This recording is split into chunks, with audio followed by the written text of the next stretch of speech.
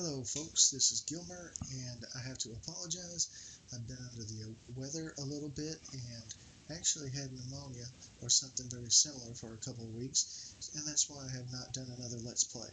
But I am now healthy, I'm back, I'm ready to do more Let's Plays. I'm going to finish this game, and I also have to apologize because I've run 3 turns so far, and I think I've only recorded 2 of them because my video keeps conking out on me, and every time it does, I lose something. And the last Let's Play I tried to do, my first episode 4, I lost it, and I was actually recording the actual turn processing, and I lost it, and so you didn't really get to see much of turn number 2. So I had to explain a couple of things that happened at the end of turn number 1, and one of them was when I last left you in episode 3, which this is episode 4 of my Let's Play of To End All Wars, and this is Gilmer.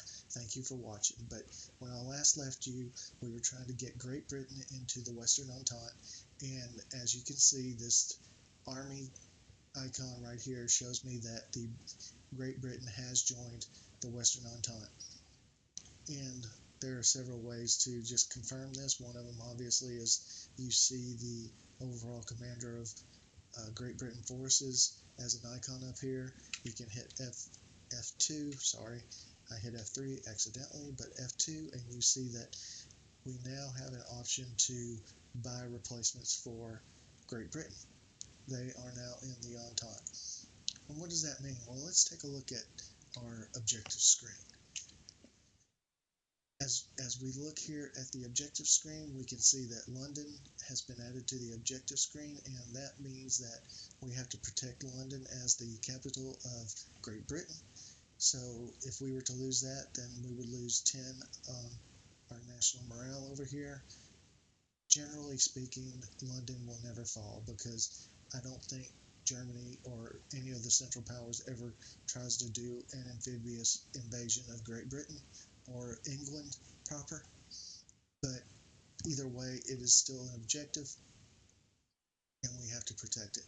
Now, like I think I might have mentioned in one of my previous Let's Plays, this portion right here, if you were to add Western Entente down here, they would be baseline of 100 and 100 right here. So if you take 100 plus 99, it's 199 versus 161 of the Central Powers. Naval power, also baseline of 100. If you add that to 11 of the Eastern Entente, we're basically double the power of Central Powers, which is a great thing. We rule the seas. One of the things, also, if you can see, the Central Powers has lost a lot of morale, and these are due to decisions they've taken. And we have not taken any decisions that would hurt our national morale. Let's take a look and see what they have chosen, if anything, that has hurt them. Okay, on my last turn, I chose the Anglo-Japanese Treaty, and what that did was Japan had a treaty that brought them closer to the Western Entente or the Western powers, Great Britain, France, the USA, because we signed a treaty with Japan, and as the script tells us, we signed it in 1902 as kind of a counterbalance to Russia's expansions into the Pacific theater, and this also helped Japan become a lot more friendly to us. And so when World War I broke out, Japan was a lot more friendly to us, and when we reaffirmed this treaty, they actually, I think, historically entered the Western Entente. And if you look over here now, Japan has not entered yet, but they're at 100% alignment, so on the next turn, they will have joined the Western Entente. The second decision was the neutrals blockade, and the reason I did this was because, as you can see, the blockade is checked twice a turn, and it puts a stranglehold on Germany and the Central Powers on their supplies, and the U.S., Italy, and Ottoman all shift away from the Entente, but Western Entente, but I don't think that's that big of a deal because I know the Ottoman Empire is going to join the Central Powers, and I know that the United States and Italy are both going to join the Western Entente at some point.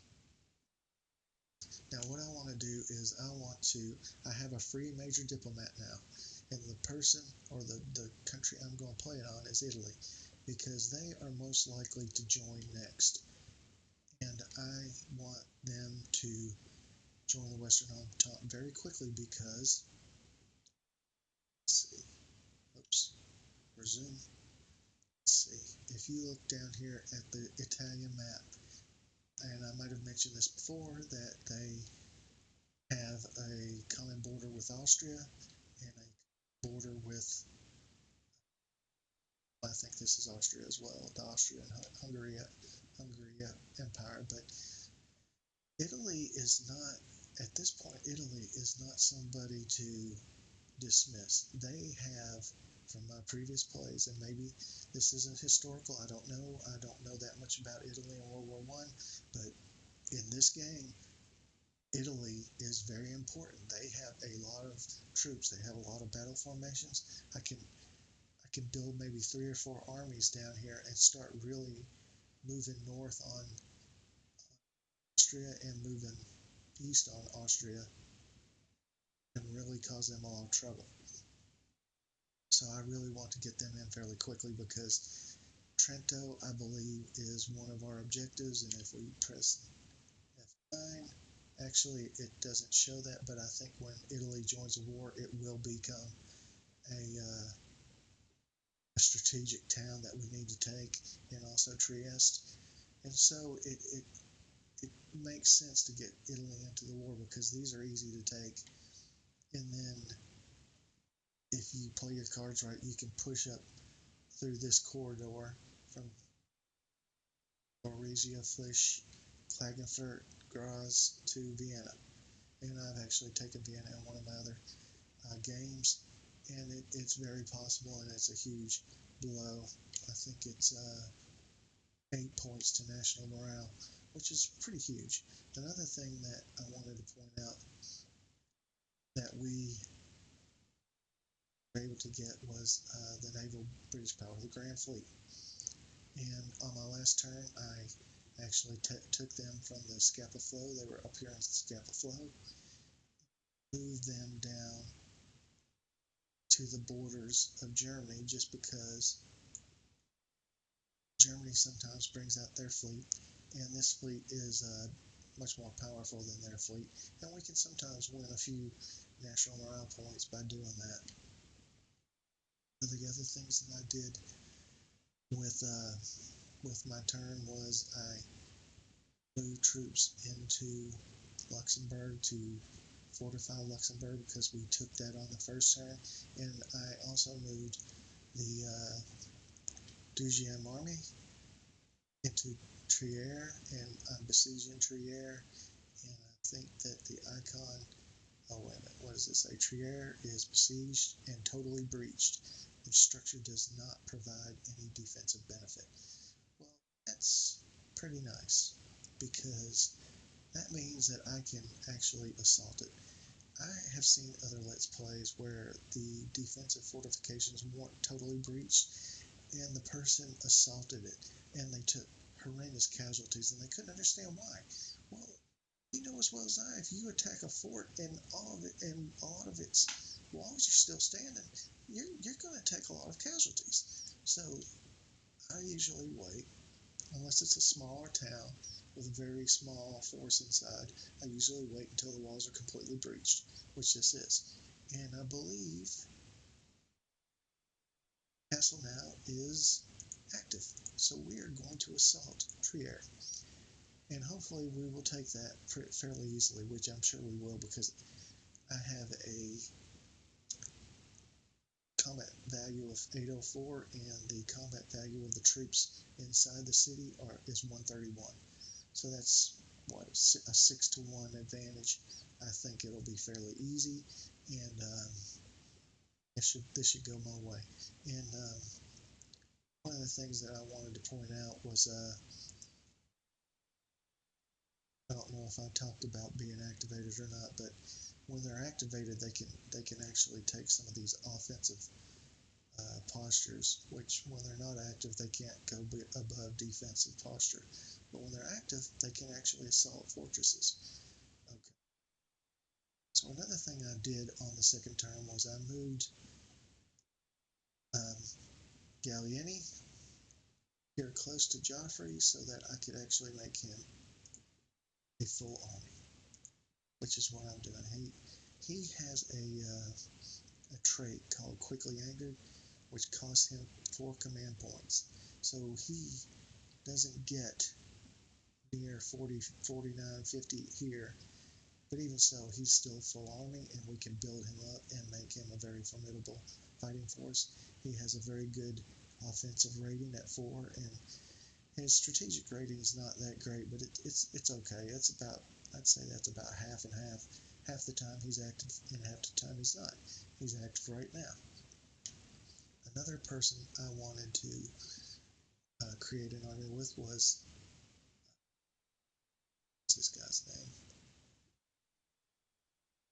Okay, Paul Marie Cesar Pau. So I wanted to create an army with him as well. And if you click on this, you'll see he's at 49. So he's now an army as well. So now I have 1, 2, 3, 4 armies. Somebody else is missing. Who else is missing that should be an army but is not? Oh well, we'll find out who it is.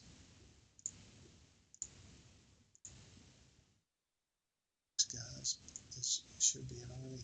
But anyway, okay. So really, that is pretty much all of my turn. I think I will actually, though, print state funds. And all that does is it costs you a little bit of victory points, 1 national morale. I'm already at 104 to I think his 84, so I'm pretty good on the national morale difference. So 1 national morale for printing state funds is not going to hurt at all. So I think I'll do that as well. And then, is there anything else I want to do this turn? Oh, this is a decision I talked about in the Let's Play episode number 4 that I lost, but all this does is it costs us 5 morale and 5 engagement points, and it keeps the Ottoman Empire from joining the Central Powers as quickly as they normally do. But it's not worth the 5 morale. It's 2 uh, battleships, and all it does is it helps the Ottoman Empire not join the Central Powers. And if we play it, the people, it angers the people, and it loses me 5 national morale. So I'd rather just keep the ships. So that's what I'm going to do. Um, that's about it, I think. The war has just started. Tried to send a diplomat. I don't think it worked. Let's see what else has happened. A lot of these armies, they give me messages saying that they've improved their entrenchment positions. That's all that is. This is just a filter showing me where I got replacements. I don't really look too closely at this. This tells me what's active, what's not active. This is one thing that I wanted to point out. This is the British Expeditionary Force. The leader is General French. He is not active, but I can start moving him towards the battlefront. I'm going to actually move him by rail. Takes him 9 days. And one person that I would like to point out who is a 2-star. This guy, General Allenby, if you've ever watched the movie Lawrence of Arabia, he was played by Jack Hawkins, a well-known stage actor in Great Britain. He did a lot of Shakespeare, but Jack Hawkins played General Allenby in the movie Lawrence of Arabia. But in this game, he is a very good general. Once he gets promoted to 3 stars, he can command a full army, and these numbers jump. This goes to strategic 5, this goes to offensive 4, and this goes to defensive 2, and then you add in all these extra traits that are good, and he becomes a very, very good general to lead armies. In my another game that I played, he was actually the spearhead of all my attacks into Germany. He's just completely awesome, and I don't think he lost one battle.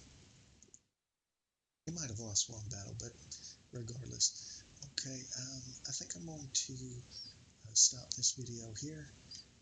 I'm not going to execute the turn because the last time I executed the turn while the video was going, I lost that video, and you lost me talking about the second turn. So I'm not going to do that again because I don't want to lose.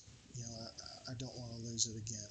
So let's just stop it here before I execute this turn, and then I'll look at any of the actual battles. We'll have this battle